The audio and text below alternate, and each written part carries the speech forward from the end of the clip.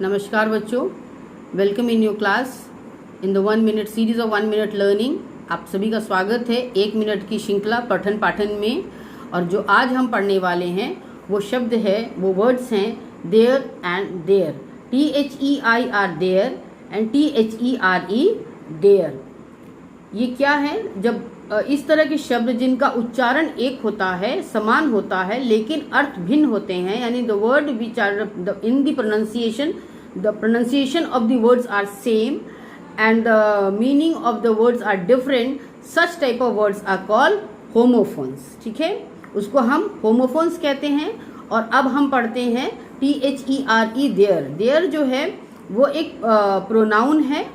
Pronoun क्या होता है? The word which is used in place of a noun is called pronoun, यानी वह शब्द जो संज्ञा की जगह पर इस्तेमाल किया जाए उसको हम सर्वनाम कहते हैं। और ये यूज होता है जहाँ पर हमको किसी पर्सन को उनका, उनकी या उनके किससे संबोधित करना हो तो हम THEIR देयर लिखेंगे। बोलने को तो हम देयर ही बोलेंगे, मगर लिखते समय हमें ये ध्यान देना है कि THEIR देयर होना चाहिए। फॉर एग्जाम्पल, आप इसको हम एग्जाम्पल से समझने की कोशिश करें। जैसे चिल्ड्रेन शुड ओबे देयर पेरेंट्स, बच्चों को अपने गार्जियन का बात माननी चाहिए, गार्जियन की बात माननी चाहिए। Children should respect their parents, बच्चों को अपने माता पिता का सम्मान करना चाहिए। एक और एग्जाम्पल हम देख लेते हैं। All the player did their best, सारे खिलाड़ियों ने अपना बेस्ट दिया, यानी उन्होंने अपना बेस्ट दिया। Now let's go for the next one. What is the next sentence? The next word is THERE there. THERE there जो होता है वो होता है किसी जगह के लिए एक्सक्यूज मी, वो जो होता है वो एक प्लेस के लिए यूज होता है। तो जब हम देयर की बात करते हैं तो ये वहाँ के लिए इस्तेमाल होता है, वहाँ। ठीक है, और वहाँ के अलावा ये से उधर हम इसके लिए भी यूज कर सकते हैं। और ये होता है एडवर्ब। एडवर्ब क्या होता है? Adverb is a word which is used to describe the verb, यानी एडवर्ब हुआ क्रिया विशेषण। वह शब्द जो क्रिया की विशेषता को बतलाए उसको हम एडवर्ब कहते हैं। वह शब्द जो क्रिया की विशेषता को बतलाए उसको हम क्रिया विशेषण कहते हैं। इसी को अगर हम इंग्लिश में हम ध्यान समझने की कोशिश करें, the word which is used to describe the verb is called adverb. Okay, और हम इसको हम जगह के लिए इस्तेमाल करते हैं। और इसको भी हम एग्जाम्पल के तौर पे समझने का कोशिश करें। जैसे अगर मैंने पूछा where did you park your car, आपने अपनी गाड़ी कहाँ खड़ी करी, तो क्या आंसर होगा? आप बोलोगे मैंने अपनी गाड़ी वहाँ खड़ी करी। वहाँ means it you are denoting pointing to a place. So I parked my car over there, THERE there.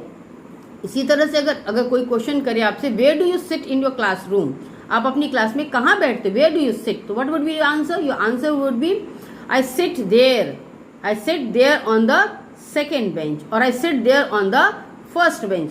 सो जो भी आपको आंसर होगा आप वो कहोगे, that is there. So I hope you must have understood THEIR there, which is pronoun, and THERE there, which is adverb.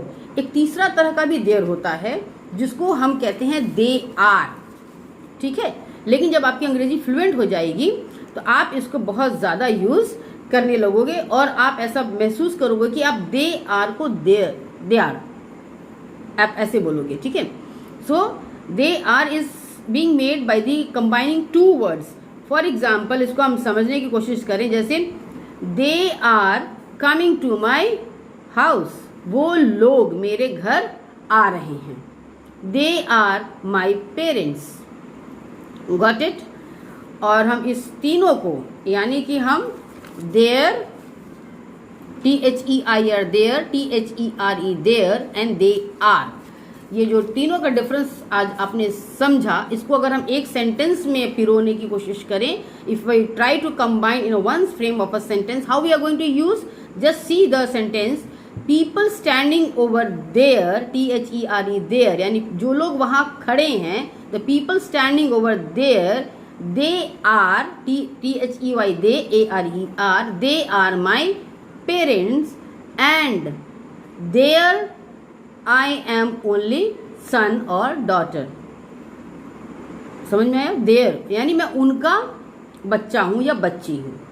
So thank you. I hope I must have cleared your doubts, and any doubt is there, just please comment, and for such type of question please visit your own channel. Thank you.